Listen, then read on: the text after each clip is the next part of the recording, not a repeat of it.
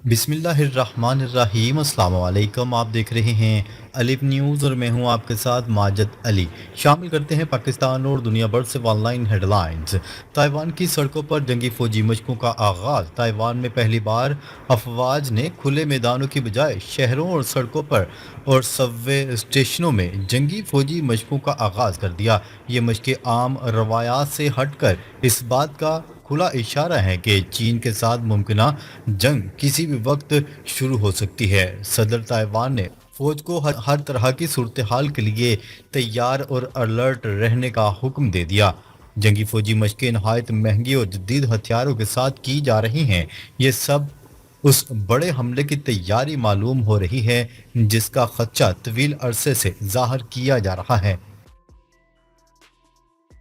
चीन का ताइवान पर मुमकिन हमला, 1 घंटे में ताइवान पर कब्जे की मंसूबाबंदी तैयार।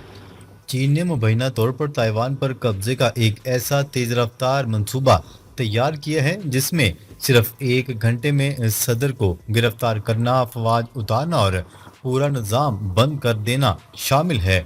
इस मंसूबे में ईएमपी हमले, इंटरनेट और बिजली की बंदिश और फ़ज़ाई व समंदरी रास्तों की नाकाबंदी शामिल है। चीन चाहता है कि आलमी रद्दअमल से कबल वो मुकम्मल कंट्रोल हासिल कर ले। ये हमला ना सिर्फ ताइवान बल्कि आलमी इक़्तिसादी निज़ाम को भी हिला कर रख देगा, क्योंकि दुनिया की सप्लाई का सबसे बड़ा दारोमदार चीन और ताइवान पर है। अमेरिका और इत्तेहादी ममालिक की मुमकिना मुदाखलत, दुनिया भर में कशीदगी का खतरा। अगर चीन ने ताइवान पर हमला कर दिया तो अमेरिका, जापान, ऑस्ट्रेलिया, बरतानिया और दीगर इत्तेहादी ममालिक मैदान में आ सकते हैं। अमेरिका पहले ही ताइवान को दफाई निज़ाम फराहम कर रहा है और जंगी बहरी जहाज़ों की तैनाती की तैयारी में मसरूफ़ है। चीन का मंसूबा है कि वो बेक वक्त अमेरिका के गुआम, जापान और फिलिपाइन में मौजूद फौजी अड्डों पर हमले करे। ये जंग सिर्फ ताइवान तक महदूद नहीं रहेगी बल्कि बराह रास्त अमेरिका और इसके इत्तेहादियों तक फैल सकती है। रूस, ईरान, शुमाली कोरिया और यमन की मुमकिन शराकत दारी, नई आलमी सफबंदी। चीन अपने हलीफ ममालिक जैसे रूस, ईरान, शुमाली कोरिया और यमन को अमेरिका और इसके इत्तेहादियों के खिलाफ सफ अरा करना चाहता है।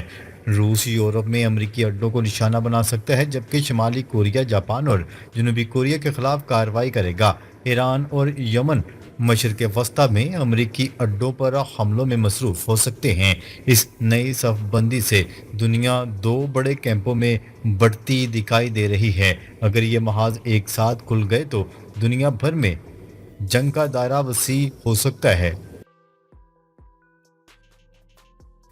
मास्को पर मिसाइल हमले, रूस यूक्रेन जंग खतरनाक मरहले में दाखिल। रूस के दारुल हुकूमत मास्को पर यूक्रेनी मिसाइल हमलों के बाद जंग एक नया और ख़तरनाक मोड़ अख्तियार कर चुकी है। ये हमले ऐसे वक्त में हुए जब अमेरिका और नेटो ने यूक्रेन को मुकम्मल हमायत देने का ऐलान कर दिया है। अमेरिका ने दोबारा यूक्रेन को हथियारों की सप्लाई बहाल कर दी है और जदीद पेट्रियाट मिसाइल डिफेंस सिस्टम भी फ्राहम किए जा रहे हैं। बरतानिया, फ्रांस और जर्मनी भी जंगी साजोसामान यूक्रेन को मुहैया कर रहे हैं। रूस की जानिब से सख्त रद्दअमल का इम्कान जाहिर किया जा रहा है। अमेरिकी सदर डोनाल्ड ट्रंप का रूस को 50 दिन का अल्टीमेटम।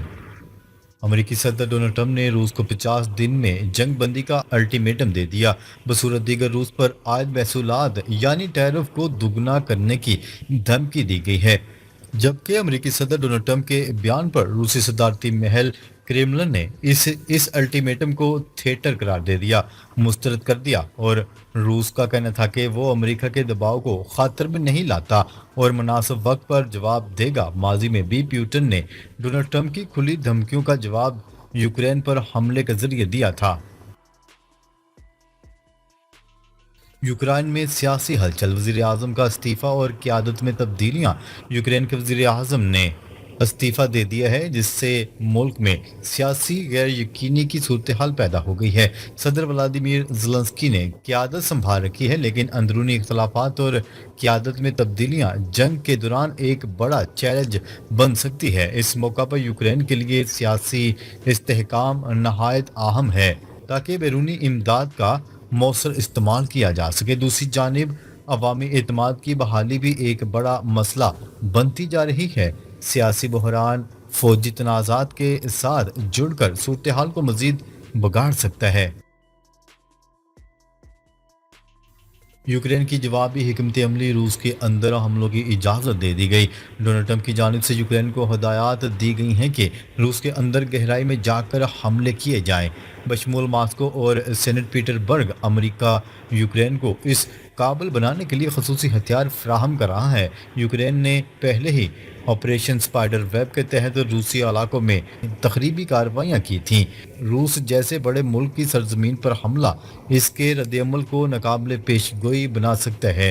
یہ پالیسی خطے میں خطرناک کشیدگی کو جنم دے سکتی ہے۔ شام میں خانہ جنگی دوبارہ شدت اختیار کر گئی۔ شام میں 1967 جیسے حالات دوبارہ جنم لے چکے ہیں، جب گولان کی پہاڑیاں اسرائیل کے قبضے میں جا چکی ہیں۔ اب ایک مرتبہ پھر اسرائیل نے خانہ جنگی کی چال چل دی ہے تاکہ شام کے مزید علاقوں پر قبضہ کیا جا سکے۔ ڈروز کمیونٹی اور بدو قبائل کے درمیان لڑائی کی آگ بھڑک اٹھی ہے، جسے اسرائیل نے مداخلت کا بہانہ بنایا۔ اسرائیلی فضائی حملے جولانی فورسز پر کیے جا رہے ہیں تاکہ وہ علاقے خالی کروائے جائیں۔ مقصد یہ ہے کہ اندرونی جھگڑوں کا فائدہ اٹھا کر اسرائیل اپنی فوجی موجودگی کو مستقل بنائے۔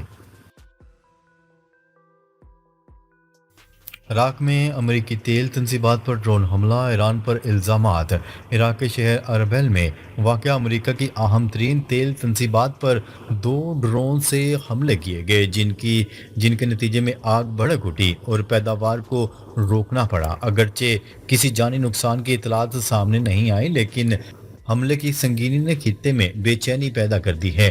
عراقی کرد حکومت نے ان حملوں کا ذمہ دار ایران کے حمایت یافتہ گروہوں کو قرار دیا ہے۔ ایران کی طرف سے اس حملے کی تردید یا تصدیق نہیں کی گئی، تاہم الزام سنگین نوعیت کے ہیں۔ یہ واقعہ خطے میں پراکسی جنگ کے بڑھتے ہوئے امکانات کی نشاندہی کرتا ہے۔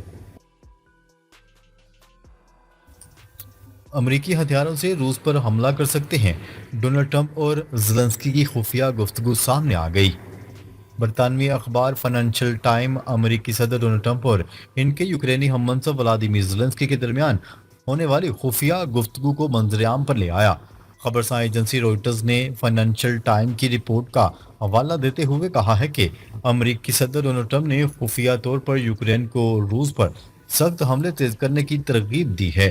رپورٹ کے مطابق ڈونلڈ ٹرمپ نے یوکرینی صدر زیلنسکی سے یہ بھی پوچھا کہ اگر امریکہ طویل فاصلے تک مار کرنے والے ہتھیار فراہم کرے تو کیا وہ ماسکو پر حملہ کر سکتا ہے۔ ایک اور اسرائیلی جماعت کا حکومت سے علیحدہ ہونے کا امکان، نیتن یاہو کا اقتدار خطرے میں پڑ گیا۔ اسرائیل میں مذہبی تعلیمی اداروں کے طلبہ کو فوجی خدمات سے مستثنیٰ قرار دینے کا قانون نہ بنانے پر تنازع شدت اختیار کر چکا ہے۔ الٹرا آرتھوڈاکس جماعت یو ٹی جے کے بعد شاذ کا بھی حکومتی اتحاد سے علیحدہ ہونے کا امکان بڑھ گیا۔ اسرائیلی میڈیا نے دعویٰ کیا ہے کہ شاذ پارٹی جمعرات کو حکومتی اتحاد سے علیحدگی اختیار کر لے گی، تاہم پارٹی کے ترجمان نے اس حوالے سے کہا ہے کہ وہ اب بھی اپنی قیادت کی ہدایت کی منتظر ہے۔ اسرائیلی میڈیا کے مطابق شاذ کی مذہبی قیادت کا اجلاس بدھ یا جمعرات کو متوقع ہے، جس کے بعد حکومت سے علیحدگی کا حتمی فیصلہ کیا جائے گا۔ امریکی سپریم کورٹ کا فیصلہ، ڈونلڈ ٹرمپ کو محکمہ تعلیم ختم کرنے کا مکمل اختیار مل گیا۔ امریکی سپریم کورٹ نے صدر ڈونلڈ ٹرمپ کو محکمہ تعلیم کو تحلیل کرنے کے اقدامات دوبارہ شروع کرنے کی اجازت دے دی ہے، جس کے بعد درجنوں ریاستوں اور اساتذہ کی یونینز میں تشویش کی لہر دوڑ گئی۔ سپریم کورٹ کے 9 رکنی بینچ میں سے 3 لبرل ججز نے اس فیصلے کی مخالفت کی، جبکہ اکثریتی اقدامات پسند ججز نے بغیر کسی وضاحت کے فیڈرل جج کے فیصلے کو کالعدم قرار دے دیا، جس کے تحت سینکڑوں برطرف ملازمین کی بحالی کا حکم دے دیا گیا تھا۔ سرحد سے فوجیں ہٹائیں، بھارتی وزیر خارجہ کی چینی ہم منصب سے درخواست۔ بھارتی وزیر خارجہ جے شنکر نے بیجنگ میں اپنے چینی ہم منصب وانگ ای سے ملاقات کے دوران کہا ہے کہ بھارت اور چین کو چاہیے کہ وہ اپنی سرحدی کشیدگی کو فوری طور پر حل کریں، افواج کو پیچھے ہٹائیں اور تعلقات کو معمول پر لانے کے لیے تجارتی پابندیوں جیسے اقدامات سے گریز کریں۔